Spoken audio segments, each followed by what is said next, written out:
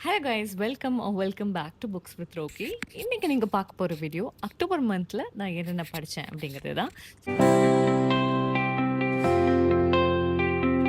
October மந்த்ல யூசுவலா நான் நெறைய எந்த மந்த்தா இருந்தாலும் கொஞ்சம் நெறைய ஒரு 6 to 7 புக்ஸ் படிக்கிற பொண்ணு தான்.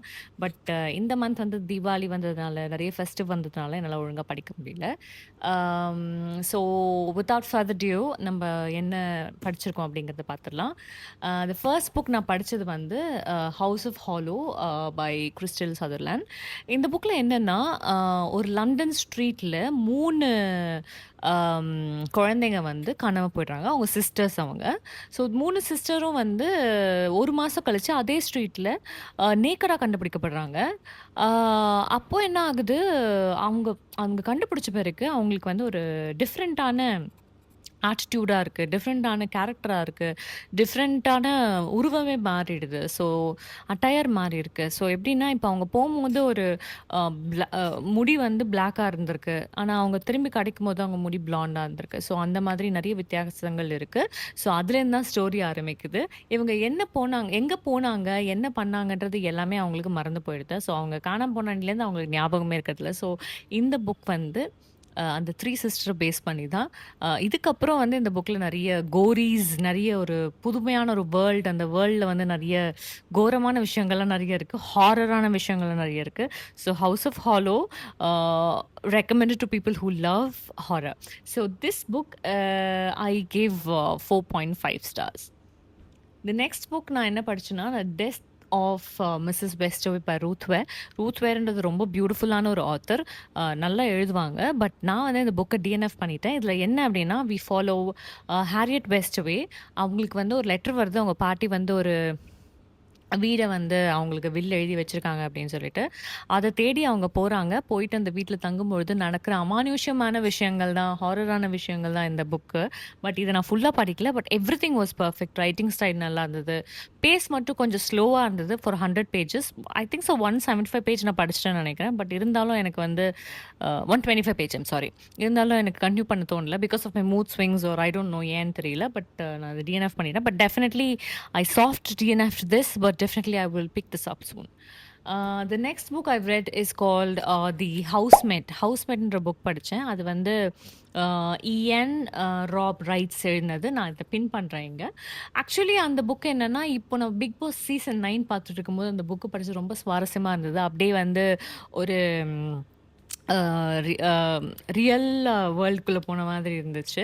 அதில என்னன்னா வந்து ஒரு 12 பேரு உள்ள ஒரு ஹவுஸ்மேட்ஸ் மாதிரி உள்ள பிக் பாஸ் ஹவுஸ் மாதிரி உள்ள போறாங்க. Same garden area, same living area எல்லாமே இருக்கு. கிச்சன் ஏரியாலாம் இருக்கு. ஸோ அவங்க குடுக்குற டாஸ்க்ல எவிக்ஷன்னா என்ன அப்டின்னா, சாவு தான் எவிக்ஷன். ஸோ அந்த எவிக்ஷன் பண்ணிட்டாங்கன்னா உயிர விட்டுற வேண்டியது தான். மத்தபடி டாஸ்க்லாம் பயங்கரமா கோரியா, ரத்த கறையோட பெயின்ஃபுல்லா இருக்கும்.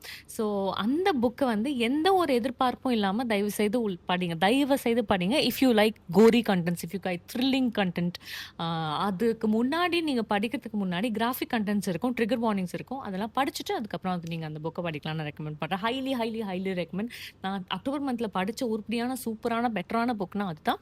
ஸோ த நெக்ஸ்ட் புக் நான் என்ன படிச்சேன் அப்டின்னா, The Last Word by Taylor Adams. இந்த புக் வந்து நோ எக்ஸிட் அப்படிங்கிற புக்கோட ஆ ஆ கம்பேர் பண்ணி பார்த்தா இந்த புக் வந்து அவ்வளோ நல்லா இல்ல. நோ எக்ஸிட் வந்து நான் ரொம்ப ரொம்ப புடிச்சது டேலர் ஆடம்ஸோட. இதோட மூவியும் இருக்கு. நோ எக்ஸிட்ன்ற புக்கு. அதோட கதை மூவியும் இருக்கு. வேணும்னா நீங்க Netflixல ஓப்பன் பண்ணி பார்க்கலாம்.